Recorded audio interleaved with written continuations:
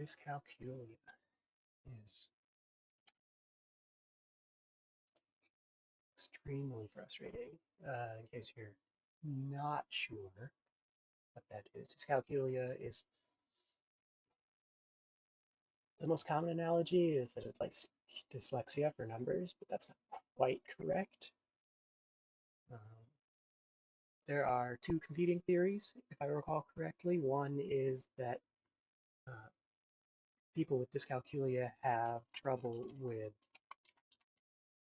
the grouping part, which is what I was going to talk about. That's the ability to take numbers that are similar, not the numerals, but the actual like groups of objects. Like so, say I had a bunch of dice and I rolled them, the ability to take all the ones and all the fives and group them together, right? So that's what I'm calling grouping. It doesn't have a, I'm calling these phenomena by names that I think are easier to understand.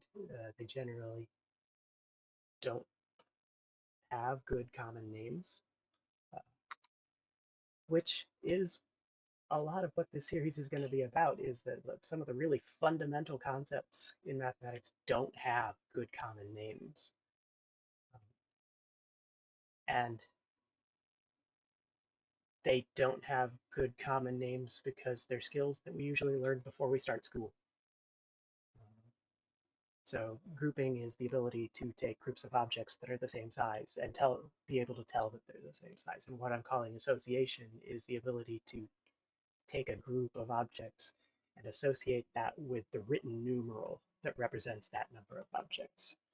Um, and these are skills that a typical human develops by the time that they're 5 or 6. They pretty much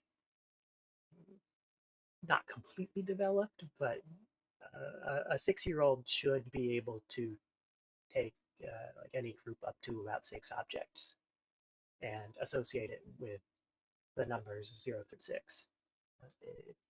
If you know a 6-year-old or somebody older than 6 years old that cannot do that, then you may want to get yourself checked out for dyscalculia. The standard disclaimer applies here. I'm not a doctor, and I'm definitely not your doctor. So I'm not going to be diagnosing anybody, but grouping and association are super basic skills that almost everybody can do, unless unless they have dyscalculia. And you should see a professional if you suspect that that's an issue that you have. And I would like to remind everybody that does not mean that you can't learn math. It just means that you're going to need different teaching styles because the standard United States public school system strategy of here are all the numbers to memorize, and then here's all the addition tables to memorize, and here's the subtraction to memorize, and right, the memorization is not going to do it for you if you have dyscalculia because you are not going to be able to connect the written numerals to the concepts of the numbers in your head, whether it's because grouping has failed or because association has failed.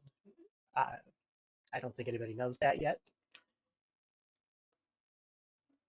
Yeah, and that's part of the problem. Nobody knows a lot about it because this is something that's really only started being diagnosed relatively recently, right? We've known dyslexia for relatively quite a while. Uh, I mean, as compared to the history of language and mathematics, it's not been that long. But as far as modern medicine goes, we're we at least know how to diagnose dyslexia. Um, yeah, but it's rare for somebody older than about 30 to have even been evaluated for dyscalculia, right? If you had the misfortune to be in the elementary school system, 30, 40 years ago, you would have been written off as quote unquote bad at math. And that's really frustrating. That does not make me happy. And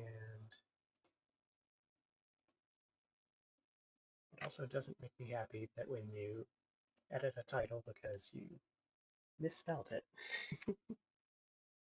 that it doesn't automatically refresh over here on the other page. Oh well. We do what we can with the tools we have. Let's see. What other topics do we have? I mean, like I said, this is really just me testing that I have all of the technology linked together. The quality is going to be kind of all over the place today. And yeah, like as displayed by my inability to even keep background music going. I am just trying to get all the pieces together.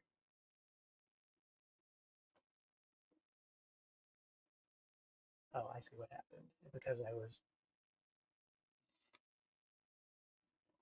was updating the settings looking for a dark mode that would work, a completely unrelated window that I was running the background music in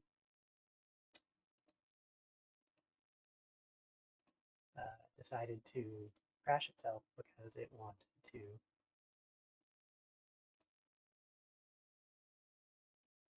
to update.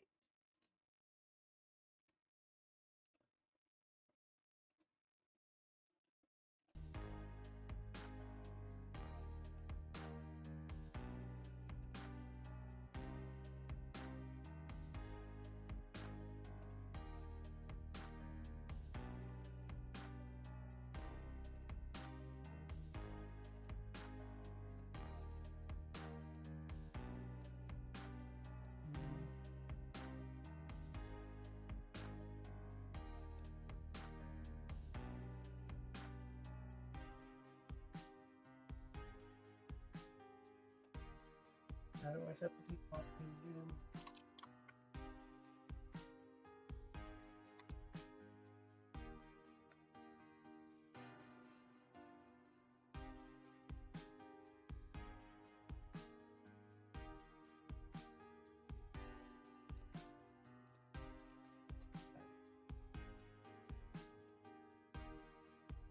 Over here.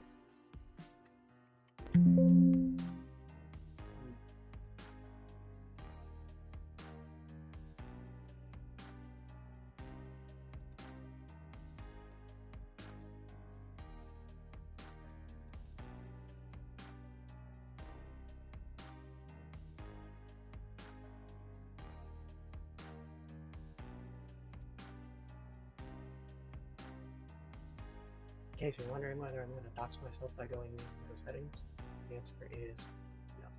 This is my no reply profile. There you go. See, you can send all the emails you want to it, and I won't read them.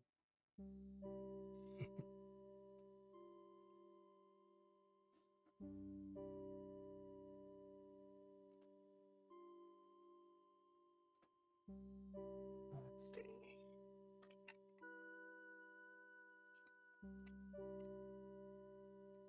Yes, I like bad puns, and bad puns will go in my titles until people say they don't like it, and then I'll stop.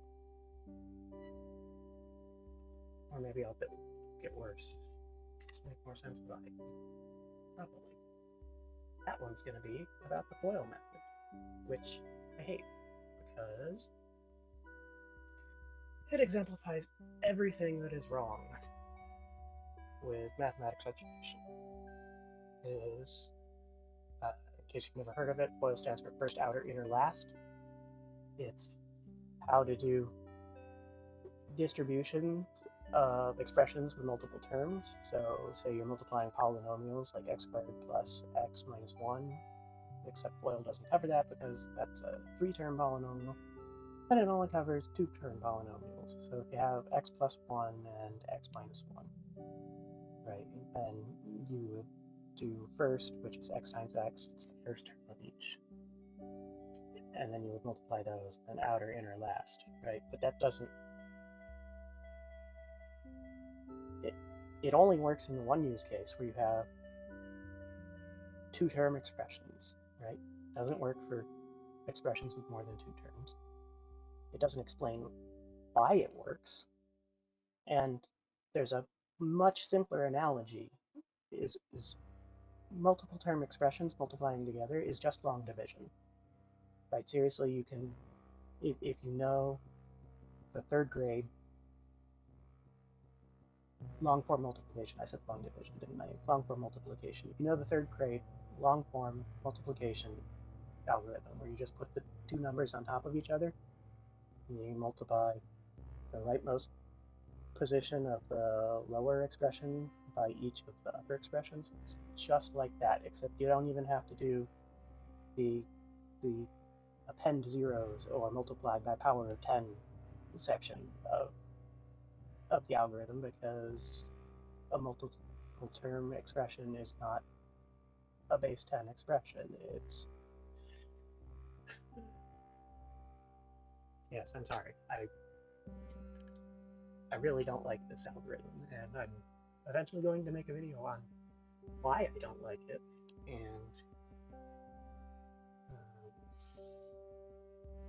yes, I'll explain easier ways to do that because this is terrible.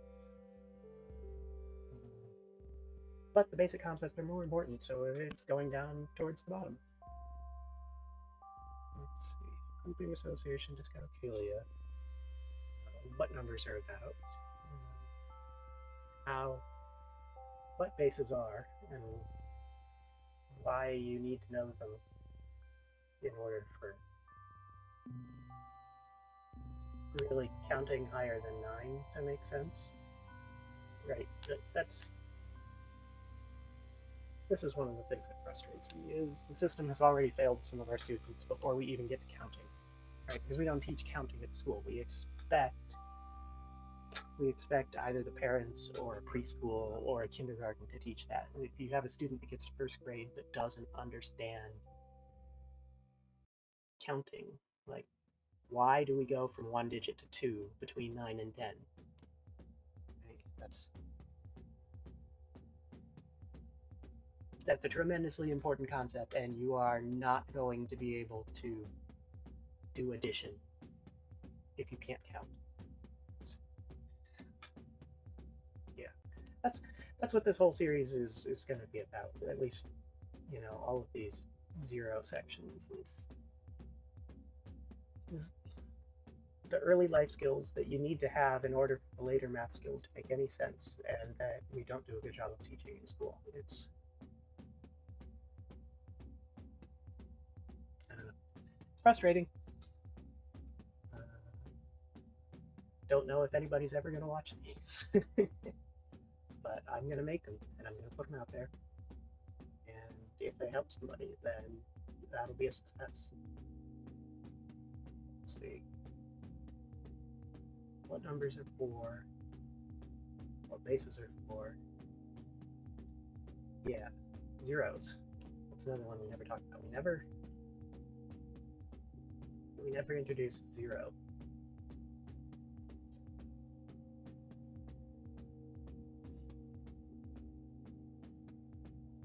I'm actually on the fence, but grouping should go after explanation of what numbers are.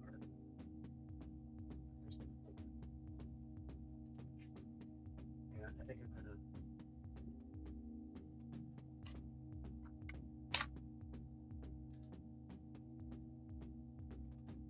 And then over in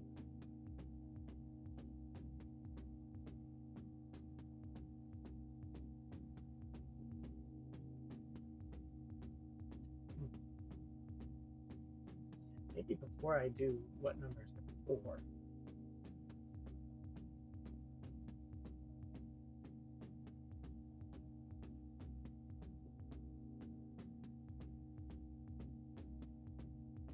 I don't know.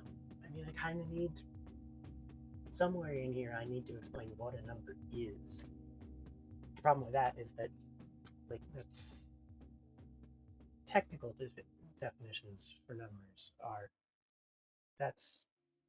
that's upper level college math. Like, can't explain to a non-expert how numbers are defined. That just doesn't work. Hmm. Part of the problem is that we don't have good language to talk about numbers. Maybe I'll do a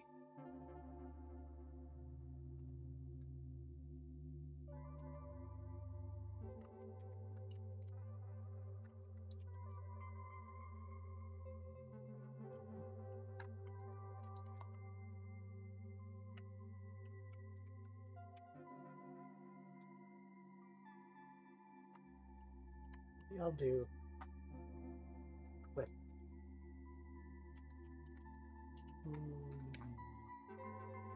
Numbers in the words.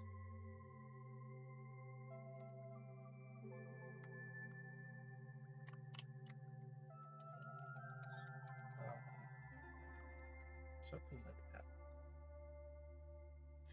Sounds like a terribly boring video. So I think I'm gonna make it like maybe a minute, minute and a half long, and then link to a glossary. Because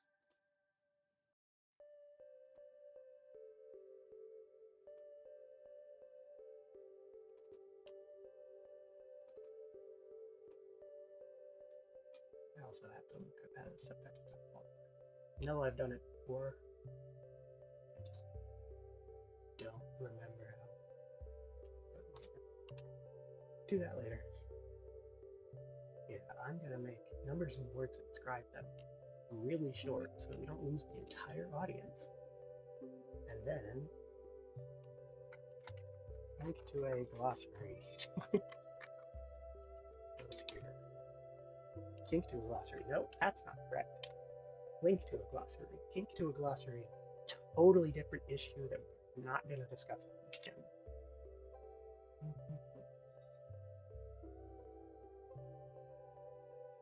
Yes. Make this video really short. Note to self. And yeah, that'll be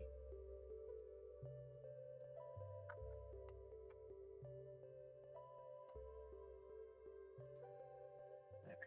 That'll go before what numbers are for. And then yeah, let's see. The introduction. The ideas of what numbers are and some of the basic vocab that I'm going to use because there's no option but to use some words that people are gonna decry as complicated math jargon. Not ideal, but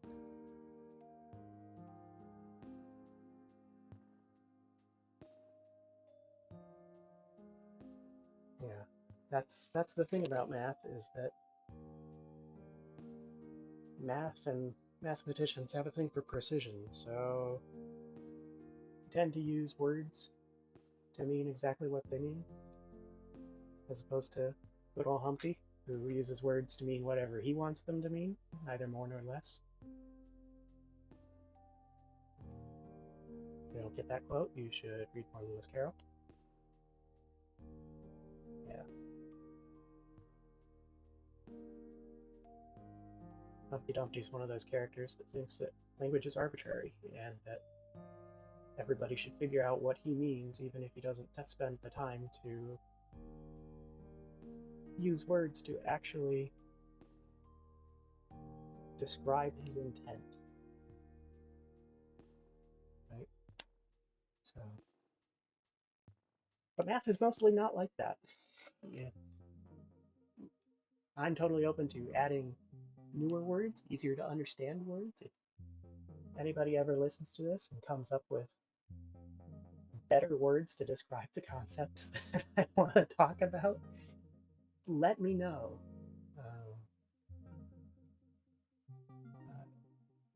Because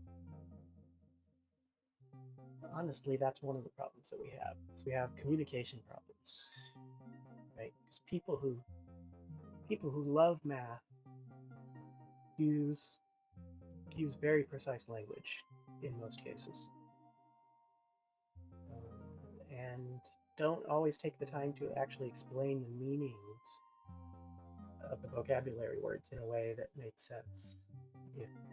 So a lot of students have to figure it out via context, and subtle misunderstandings of the words can lead to fairly large misunderstandings of the concepts, and that goes poorly almost always. Yeah, yeah. And then grouping association and dyscalculia. So I really do think we need to address dyscalculia before we start talking about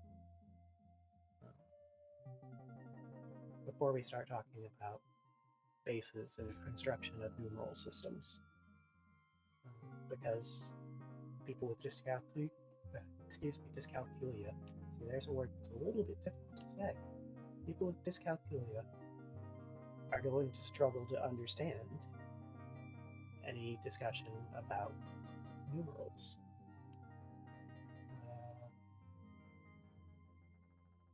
which is frustrating. But I am not an expert and cannot provide much more help other than find an expert. Yeah, because there are not very many experts, and it will probably take a real actual expert to help you come up with a plan to work around it. Yeah, a lot of people would say to overcome it, but you don't need to overcome dyscalculia. Work around it is even kind of a little dismissive. It's really more work with it. It's not a wrong way of thinking, and it's probably not a deficient way of thinking. It's just a different way of thinking. Right? So just require a different way of thinking requires a different way of learning. And it's a little unfortunate, but society is not going to make allowances for it. Not for the most part, and not for adults. So it's a little unfair, but uh, people with dyscalculia are going to need to compensate for the rest of society, because society will not return the favor for the most part. Although it is gaining recognition as, right, an actual thing, right, an actual medical condition, right? Because it's probably a brain condition. It's probably, right. It's not personality based. It's not a learned thing. Yeah. So probably in the next 10 years or so, we'll start seeing alternative math education for young students with dyscalculia. But yeah, if you're already out of elementary school, well, I apologize for the rest of society, but I I can't fix it. I can raise awareness. I can try and be a positive motivation, but I cannot force society to change. No individual can, and I think that's something we have to accept. Okay, but after at least making people aware that that's a thing, right? The other 90 to 95% of people, that's probably not their problem. Yeah, current estimates are that between 3 and 6% of the population has dyscalculia.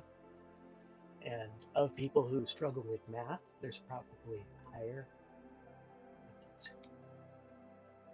it's always hard to say, like if you're taking a percentage of the general population and then kind of extrapolating that out to a subset, right? But I would expect that of the people who struggle with math, more of the a higher percentage of them have dyscalculia than compared to the general population. So I would guess probably 10, 15% maybe. But everybody else has been failed by the system in some other way. And yes, this is one of the points that I always want to make, is that struggling with math is basically never the student's fault, right? Almost always, the parents or the teachers or society at large not realizing that the student has missed something, right? It's not that the parents or the teachers are doing a bad job, right? It's that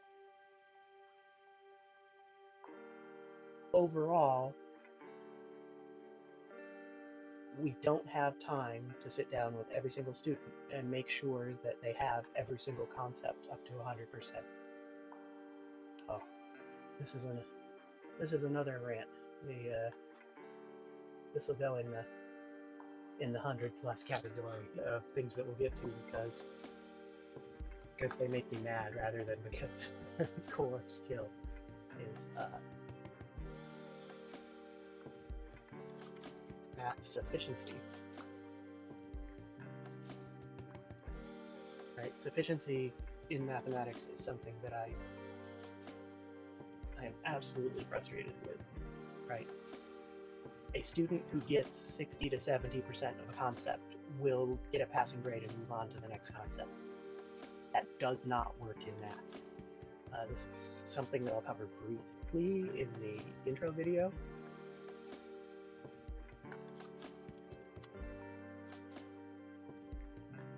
But when teaching math, it's really, really important to teach every single concept to master, at least all the basic concepts, right?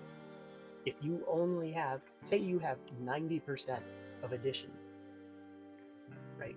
How are you going to learn multiplication if you only know 90% of addition?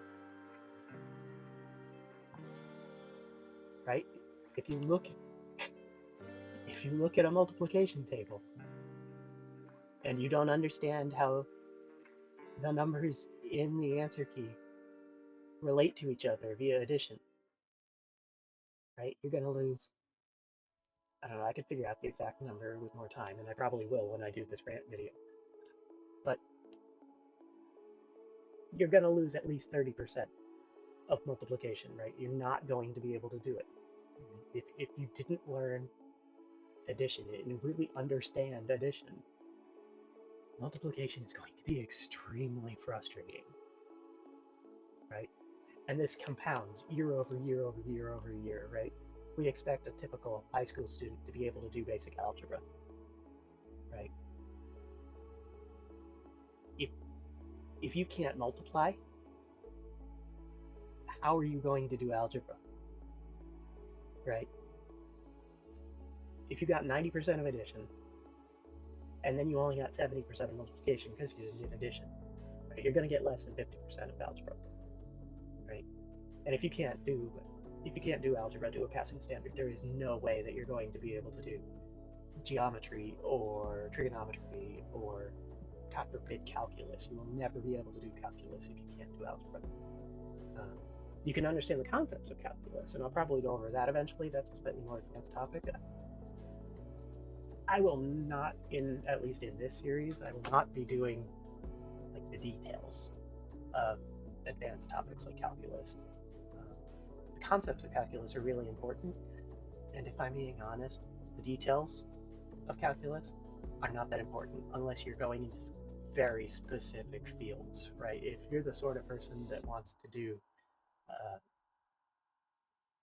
that wants to solve differential equations or do advanced relativistic calculations of high energy astrophysical particles or something like that, right? if you're the sort of person that wants to do that, by the time you get to college, you will know that that's the sort of career that you want, and you will probably be researching calculus on your own. For the rest of us, the calculus that's useful in everyday life can be done by computers, right? You just have to know what to type in, right? If you understand the basic concepts, you can type it in to your web browser and it will either give you the answer or it will send you to a site that will give you the answer. Um, Honestly, I think we need to drop calculus past, I mean, even calculus 2 is not that useful for the most part. Like the basics of Calc 1 and an intro to Calc 2 is more than enough for 99.9% of the population. I think we would be much better served by making basic math requirements things like logic. Um, yeah, I mean, really, the basic intro to logic course is usually, I mean, that's usually a junior level college course, and honestly, I think we need to start teaching that as early as fifth or sixth grade, but definitely by high school, we need to be talking about logic, um, because logic is the course that opens up all of the actual fun math topics, right? I know you're thinking you're crazy. There are fun math topics, right? Graph theory. Graph theory is a fun math topic. Um, it's uh, Sometimes it's called network theory. It's not when I say graph theory in this context, I'm not talking about pie graphs or bar charts. Technically speaking, those are both histograms in math language. What I am talking about is network theory, right? So it's topics like how are all the people on Facebook connected to each other through their friends, right? How many friend of a friend of a friend of a friend do you need to get to almost everybody on Facebook, right? And the answer tends to be about 7, right? That might be surprising, but it's because society tends to have two types of people that use Facebook. We have people that have lots and lots of friends in their community and very few outside. And then we have people who have a relatively small number of friends, but they're very widely distributed, right? So you have tightly bound groups. Okay? Uh, if everybody is everybody else's friend, we call that a clique. And yes, it means basically the same thing as the cliquey group at the tables in the cafeteria back in high school. It's basically that. It's everybody who's all linked together, right? Everybody in the group is friends with everybody else in the group, and generally speaking, they don't have a lot of connections with outsiders, right? But then we have people who I like to call uh, bridges. I think it's the best description, right? They're not really in the group. They're not friends with most of the people in any particular clique, right? But they're friends with one or two people in a variety of cliques. So when you're traversing a graph like Facebook, what you tend to do is you look amongst your friends and the friends of the person you want to connect to, right? And you're looking for a bridge between someone in your clique and someone in the target person's clique, right? And usually you only have to make roughly 7 jumps to connect to just about anybody. So that's the secret. If you know of somebody that you want to make a connection to, whether it's for work or just because they seem like an admirable person, you want to get to know them, right? The only tricky part is figuring out which direction is the right direction. You actually don't need that many introductions. Yeah, there's a game that the internet sometimes play called 7 Degrees of, what is it? The mathematical idea is 7 degrees of separation, but the internet game is 7 Degrees of Kevin Bacon. It's how many introductions would you need in order to get introduced to Kevin Bacon? And it came up because he was one of those people that worked in a wide variety, I guess, of entertainment. I don't actually know anything that he worked in because I am not a movie person. I don't I don't watch popular entertainment for the most part. And also because I can't attach people's names to their faces. So you could show me a movie that Kevin Bacon was in, and I would not be able to tell you which character he was. Uh, yeah. That's a completely separate issue, though. That one's that one's due to a condition known as face blindness, prosopagnosia. Um, I don't have full face blindness. I have partial face blindness. It's the inability to map the features of a person's face to the identity of that person. So I can be out in a crowd, uh, and I can I can tell a little bit if I see somebody that I know. I can I'll have a vague sense that I know the person, but if it's not somebody that I see really frequently, I will not be able to tell you who they are. Uh, it's it can be a little bit frustrating. I mostly identify people based on their hairstyles. So I used to have a project manager that would occasionally change her hair like really significantly. It would just go from one style that she would wear for a while, and then she would pick a new style and then do that, and she'd change every 6 months or a year or so. I assume whenever she got tired of the old style and wanted something fresh. Uh, but every time that happened, I would not be able to recognize her for a couple of days. it was it was a little bit frustrating and embarrassing. I could walk like right behind her or past her in the hall, right? And she would say hi, and I'd be like hi. I'd be like, that was somebody that I knew, but I didn't. I couldn't identify them. Yeah, always makes things a little bit uncomfortable. Uh, that said, for those of you that I'm meeting through YouTube, I'll only ever know you through your screen names, most likely, so that won't be an issue because I'll tie your entire identity just to your screen name. And even if you send me pictures or videos that you're in, I will never learn your face. Sorry. That's that's just how things are gonna be. I hope it doesn't hurt your feelings. Let's see, what was I doing here? It's efficiency versus mastery, huh? Let's see. Mastery. Yeah, so make a note. This is the rant about not learning each skill. Yeah, like I said, it's not really anybody's fault. If we had, 3 or 4 times as many teachers, right, and we had enough support staff so that when we identify, like we would need enough teachers so that they could have enough time to identify when each student has a problem. And then we would need enough support staff to take each student that's struggling with a concept aside and go over that concept with them multiple times in multiple ways until they fully understood that concept, right? And right now as a society, we're not willing to pay for that. That's really what it comes down to is how do we prioritize? In most cases, this is going to be tax money. How do we prioritize it? Um, and if we as a society decided that we were willing to pay more taxes and that this was something we wanted to prioritize, we could fix this issue. Um, yeah, but right now, that's not where our priorities are at. Not a, not fully, right? And there's trade-offs to everything, right? Do we want to spend that money on education? I mean, we do usually.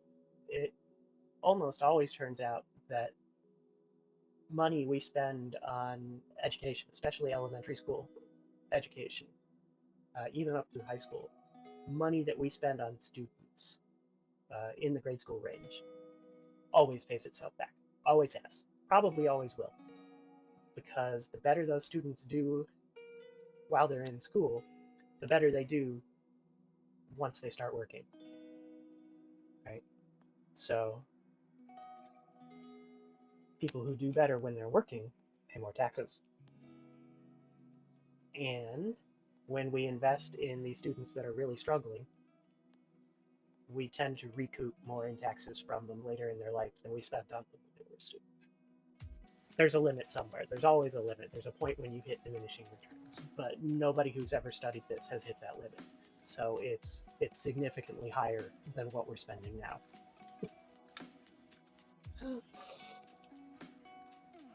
Well, we'll get there someday. Yep, yep. But I'll rant about this sometime. Yeah. I mean, in the meantime, it's really going to come down to the parents, uh, which is part of why it really frustrates me when parents tell their children, well, kids, I wasn't good at math when I was your age, so I can't really help you. That's that really frustrates me, and it's the parents more than the students that I intend to aim this series at. Right? This series may or may not be helpful, for somebody in high school. Uh, like if they really go into it, and I manage to get the vocabulary under control, it may help. But this is really going to be aimed more at adults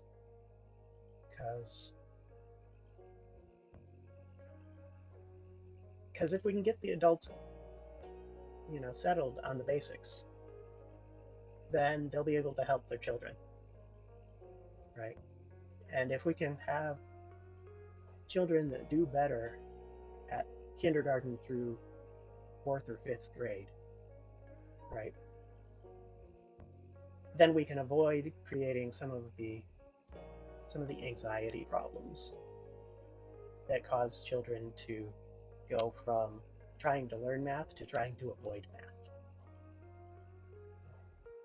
So if we can get them far enough into the system, because the system does do a relatively good job of teaching the more advanced topics, right? Once you get into algebra, right, if you have all of the base concepts before you get to algebra, right, the system does a decent job of teaching algebra and up, right? People that I mostly see struggling in algebra, geometry, trigonometry, those are the people who don't have the base concepts down, right? And also those students are older, right? They're better able to express themselves when they need help, and they're better able to go and get the help that they need, right? So at that point, they're less dependent on their parents. So I really think if we could get the parents up to, you know, intro to algebra, intro to geometry would be nice. Trig, uh, I mean, there are industries where trigonometry is helpful, right? If you want to go into construction, a little bit of basic trigonometry will do you wonders, uh, especially, basic right triangle trigonometry. That really goes into, for instance, roofing joists. How steep of an angle do your roofing joists have to be? If your house is, 20 feet across and you need a slope of, say, 30 degrees because you live in an area that has a lot of snow, and you need a steeply slanted roof so that the snow falls off instead of crushing your house, right? How long do your joists need to be?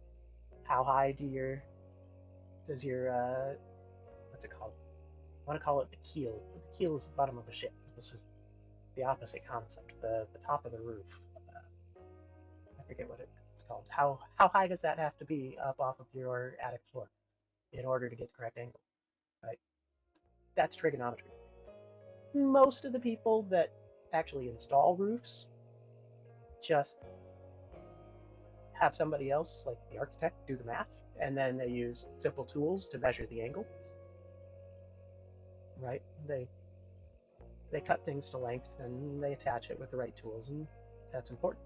But right? If you ever want to move from just being the guy with the nail gun to being someone who actually checks the engineering, does the designs, get an architect or an engineering position, right?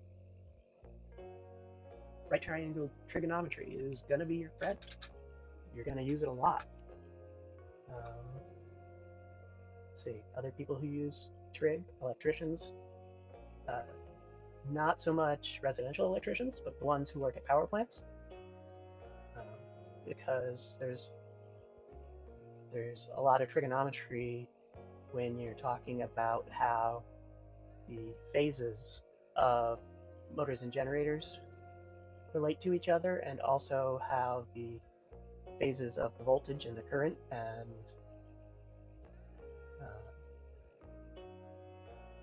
how the phases of the voltage and the current relate to each other, and what that means for various types of power consumption. You may be surprised to learn, if you've never studied the electrical grid, that there's a significant piece of energy that's actually stored in the electromagnetic waves that surround the equipment and the transmission wires. And understanding the relationship between the phases of the voltage and the current will tell you how much of your power plant's output is going to phase losses. They're called what is it? There's resistive, and then is that active? It's been a long time since I've studied electricity like that. Yeah, I think that's reactive loading is it's kind of like a virtual load, but also kind of not. Yeah, interesting topic, but that's something that power plants want to know is how much of their power is being used to actually run consumer appliances, right? How much of it is going to industry, and how much of it is getting caught up in the equipment, especially the transmission equipment, right? Yeah, anything that involves waveform analysis is trigonometry based. Uh, yeah, I mean, really anything that has to do with waves. If you're studying like literal ocean waves, right, there's trigonometry in there.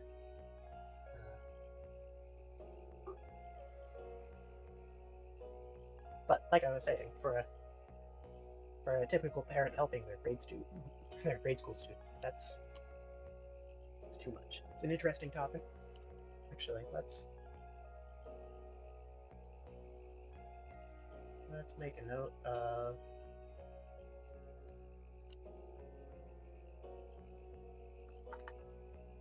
I'll make the 200s. Which skills apply to which jobs? Because you'll notice that not all skills are required for all jobs. Right? There's a lot of people that say, I'm not good at math, but I get by in real life. And usually what they mean is they're not good at a lot of different kinds of math.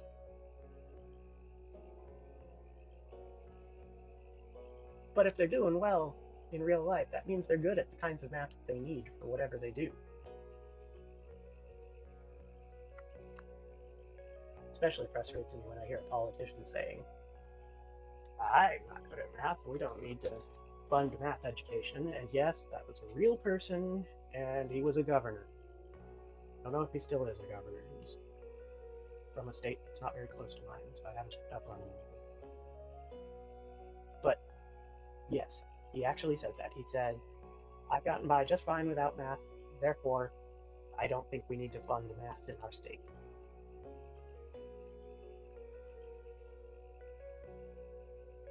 And at a very minimum, he's good enough at math to know how many votes he's getting and tracking which districts are the most important swing districts.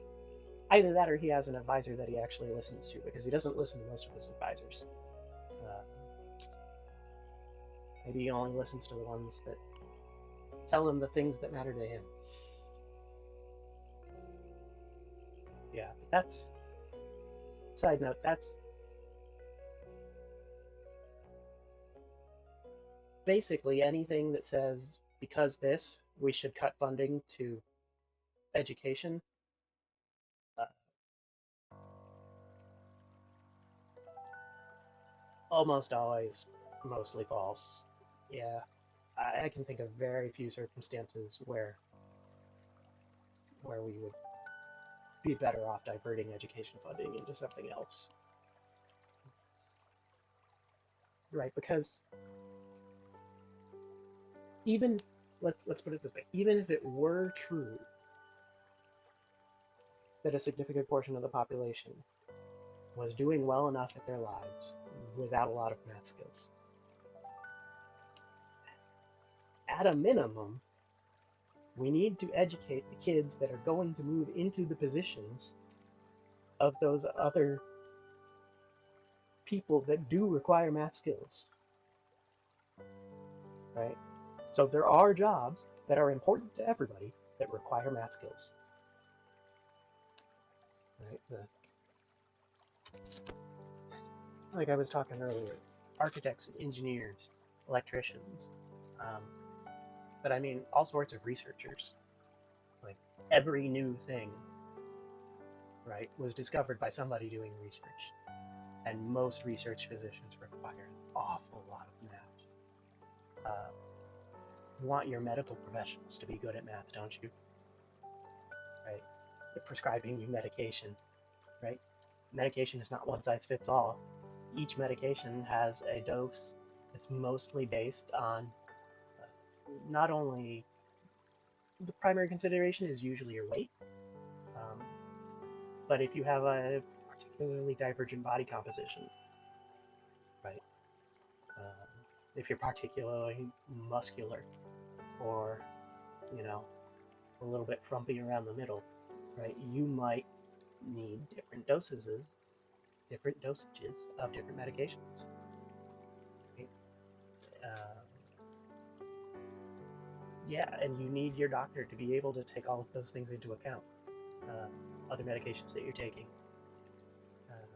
other symptoms from other conditions that you have. If you have a digestive issue, right, you are going to need a different dose for most medications because you don't digest medications the same.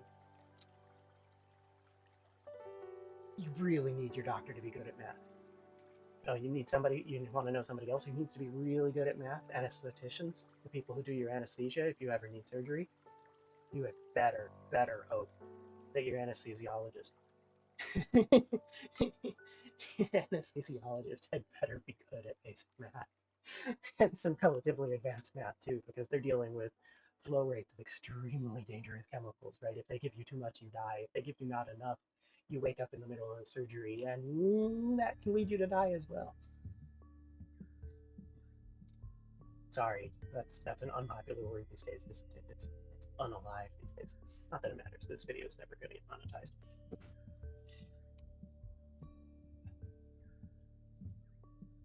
Yes, even if we accepted that there were people who don't really need math skills, and I don't accept that. I believe that's pretty categorically false. Um, that would still not justify cutting education funding because the people who will need their math skills, you know, they go to the same schools as everybody else for the most part, and at a very minimum, we need to get them educated. Yeah, which reminds me of another education funding rant that I will probably not go into in the series because it's not really related. It's that there are people who feel like education funding is overrated because it doesn't help them directly, and that's not the point of education, right? We're not educating children to directly help the people who paid the taxes that paid for the schools, right? those children gaining skills benefits the community as a whole, which I might remind you is the purpose of taxes. We collect we collect funding from everybody in the community in order to pay for things the community as a whole needs. Right? And education is one of those things because better educated children become better educated adults, and better educated adults get better jobs. Right? They're more productive. They give back more. Right? They make their communities better. Right? And this is easy to measure. We've studied this many times, and it happens every single time. Right? Communities that have better education become better communities. It's it seems obvious, but right, that's what researchers do sometimes. Is they take things that seem obvious and they check to make sure they're actually true, and that one was true. Right? Every once in a while, we come up with something that seems like it really ought to be true and turns out not to be. But that's a that's a different rant for a totally different series. Maybe someday I'll do a research, how to do research. What is research? Before that, I'll have to do a basic science series. Like how, yeah, I'll have to do a what does it mean to say something is true? Because that's a surprisingly complicated topic. How how true is true enough? Yeah, that's a.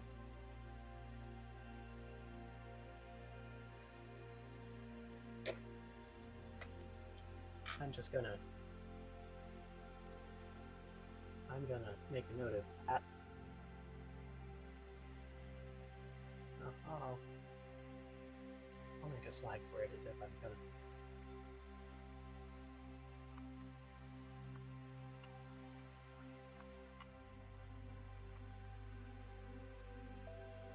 Long time before I get to that one. That's a that's a complicated topic, right? But on the other hand, that's important. Like, what are we? Criminal trials in the United States, right? The standard for conviction at a criminal trial in the United States is beyond a reasonable doubt. How much doubt is reasonable? Is that quantifiable? And the answer is it depends. Depends on the context, depends on the evidence, right? If all you have is witness testimony, like eyewitness testimony, people who were there, right, describing not the events that occurred, because nobody can describe the events that occurred. They can only describe their perception of the events that occurred. Right? That tends to not be that reliable. Right? Eyewitness testimony, not very strong. Right? Because we filter experiences through not just our physical perception, like our eyes and our ears, but also through our prejudices and all of the experiences that we've had previously in our lives. Right? That's what our brain uses to determine which pieces of information are important and which pieces of information to retain. And even once they're in your head, right? Your brain is not a great recording. It's not a great media, right? It's not. Brain does not like take little MP4s. Doesn't take 1080p video. It it yeah. The episodic memory is malleable, right? It's kind of low res. It's very compressed, really high compression. It only saves the pieces it thinks are important to start out with. And then if you ever try to recover a piece that it didn't record, right, your brain just kind of fills in the gaps with whatever seems most likely based on all of your other memories. It just takes pieces of your other memories and kind of slots them into place, right? Even if they don't agree with the parts that you do remember, right? Which can cause you to change the pieces that you did remember, and now you're remembering something wrong, right? So you've filled in something that you didn't know in the first place, and that can mess up the memories of what actually happened, and now you're remembering something completely wrong. It happens all the time. Uh, it's why juries overestimate eyewitness testimony. On the other hand, things like DNA analysis, right? Sometimes a lawyer will try and discredit DNA analysis or chemical analysis or, I mean, even fingerprints. Although people pretty much trust fingerprints these days, and people are coming to the point where they trust DNA these days, um, right? If you ask the expert witnesses, you say, "Are you 100% sure?" They're going to say no, because there's no such thing as 100% sure, right? An eyewitness will tell you that they're 100% sure, but they're definitely not, right? Their recollection is not 100% correct. They're just telling you that because it breaks our worldview to admit that the things we remember are not totally accurate representations of the things that actually happened, right? Most people find that really uncomfortable, right? So if they ask us how well we remember something, we say super well, 100%. We remember everything. Um, it's not true, but that's what we say because it helps us sleep at night. um, but an expert witness is not going to say that, right? Because DNA matching is not 100%. It's 99.999%, right? Which is way better than eyewitness testimony, right? But it's not 100%, and we know that it's not 100%, and we admit that it's not 100%. So that's where the question comes into how much doubt is reasonable doubt, right? Is 1 in 100,000 enough? 1 in 1 million? 1 in 10 billion? Right? If if you're, you know, sure beyond 1 in 10 billion, right? That's more people than there are on Earth. That's almost certainly the right person, right? The in that case, a guilty verdict is more than likely warranted, right? But it's hard to say. Um, but in other contexts, like scientific contexts, we can say how sure we are very precisely, right? When we're doing particle physics, for instance, we we really do expect a certain precision in our results. Um, and that often requires doing the same experiment over and over and over and over again. That's what particle accelerators do a lot of the time. Is they will shoot the same kinds of particles all day and all night over and over and over and over and over again. And computers will record every single collision, right? Whereas, let's see, what's something that's less precise?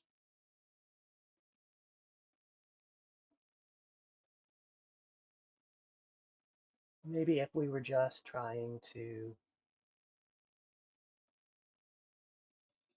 I mean, the less precise research areas are almost always things that have to do with humans and society. It's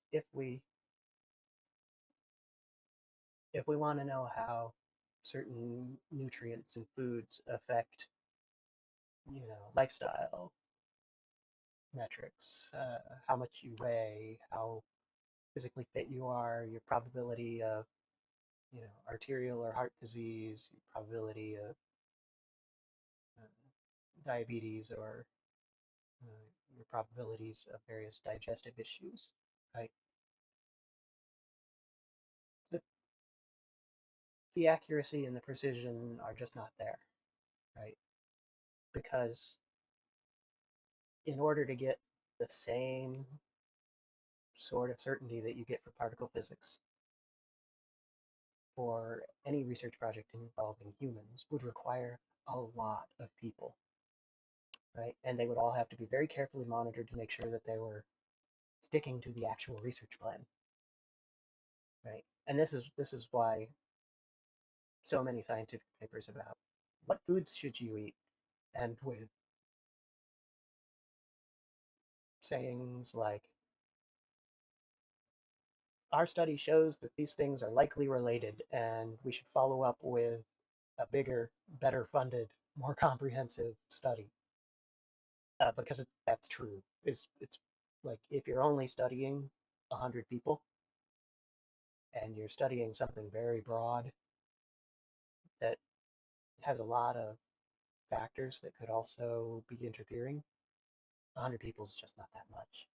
And that's also why we do multi-stage trials for medicines, right? Because the like the first couple of stages, we're just trying to see if it's safe. We're not trying to see if it works. We're trying to see if it's safe enough that we're comfortable giving a bigger group of people that medication to test whether or not it works, right?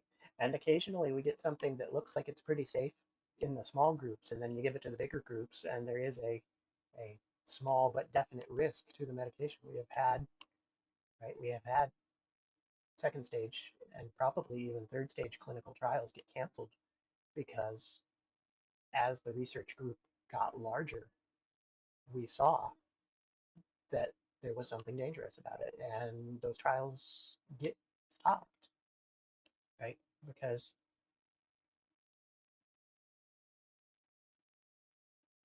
it's supposed to be one of the guiding mantras of medicine, but you want every treatment to be more beneficial than it is harmful. It has to do more good than it does harm. Um,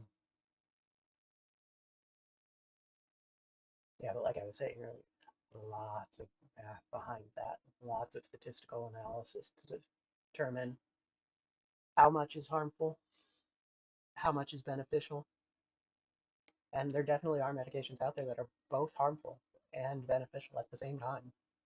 And it'll be up to the patient and their doctor to determine whether or not the known harm that the medication is going to cause is worth the potential benefits that it will grant you, right?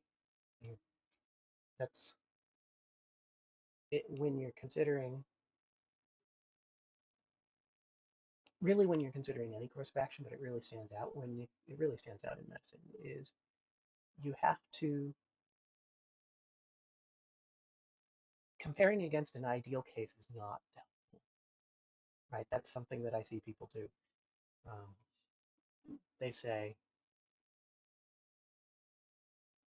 if I take this medication, I take the risk of XYZ side effects, right? But if I don't get treated, I might get better on my own without side effects, which doesn't take into account that you might not get better on your own, right? So you can't just compare a course of treatment against getting better on your own. You have to compare the course of treatment against all of the outcomes of not taking the course of treatment, right? So you're comparing against possibly quite bad outcomes, like if you're sick, right? There are there are side effects, like say you have a bacterial infection, right? There are side effects to antibac antibiotics. Most of them are digestive, and mostly you can clear them up after you stop taking the antibiotics. Um, but if you were going to compare the risks of taking the antibiotics, you should include the risks of side effects and the risks from the infection. Right? So if you take the antibiotics, the risk of side effects goes up, but generally speaking, the risks of the infection go way, way down. Right? Whereas not taking the antibiotics, right now you have no risk of side effects because you didn't take anything. but the risk of the infection is quite high. Okay? That's a pretty advanced topic, but I'll make a note. That's probably, it's not really a rant. That's more of a, how do you apply this in real life? I'll put that up in the 200 group.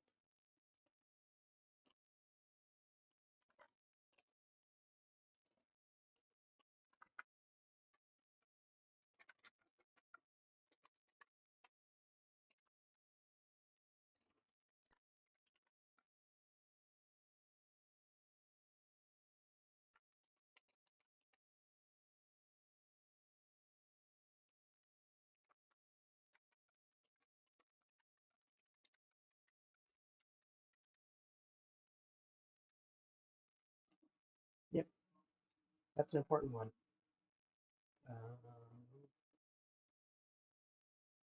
Doesn't really go in the basic math category though. It's a little bit later on. Requires a little bit of statistical knowledge. Although I can simplify it down pretty well. I'll have to come up with some good graphics to represent that one because most people find numerical representations of statistics very confusing, and for good reason. It's because it's very confusing. It's not intuitive at all. Statistics takes a leap of faith, right? You have to gather your data in a reliable way, and you have to double check that you've done all the calculations correctly.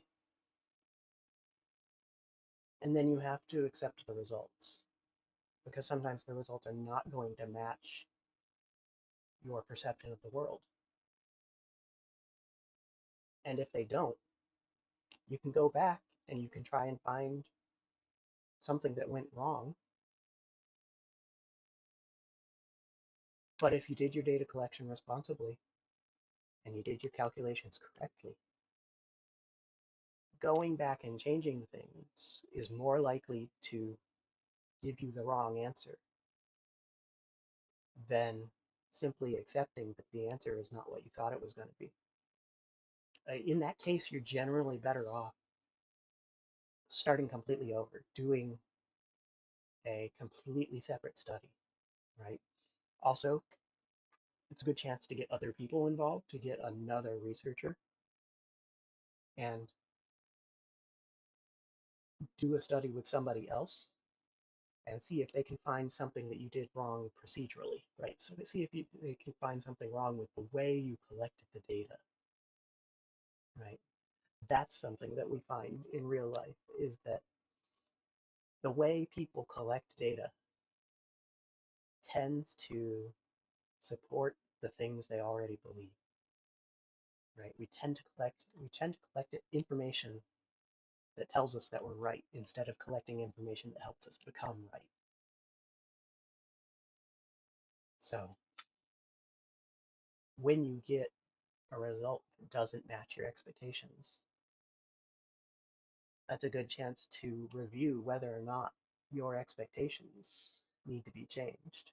And it's a good chance to bring somebody else on board to see if something you always assumed was true might be generally accepted to not be true. It's it's always a fun exercise. And by fun, I mean deeply disconcerting. But it's a chance to make yourself better, and an important one at that. To to make your view of the world conform to the world instead of trying to make the world conform to your view. All right. It is dinner time for me, and I'm getting thirsty because I've been ranting for nearly an hour and a half now.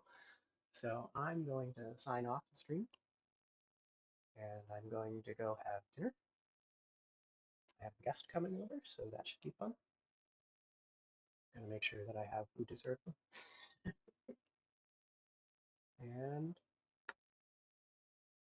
I'll be back. Probably tomorrow or the day after. I'm gonna try and make this a regular thing. Someday I would like to have a live audience who can ask questions. That would be great. Because I can rant for hours when I have people who want to ask questions. That, that's something that makes me very happy answering people's questions. But I'd also like to get people to give me their opinions on the series that I'm putting together because when an expert puts together a series, they tend to write in a way that assumes that everybody already knows what they're talking about, and that's not helpful. I'm trying to reach an audience who doesn't necessarily have all of the concepts that I'm writing videos about. So, yeah, if you ever catch me live, feedback is always welcome. This is this is going to be a channel where actually is a valued viewpoint. But if anybody ever listens this far, thank you very much. I hope you come back, and I hope you're having a good day. See you later. Bye bye.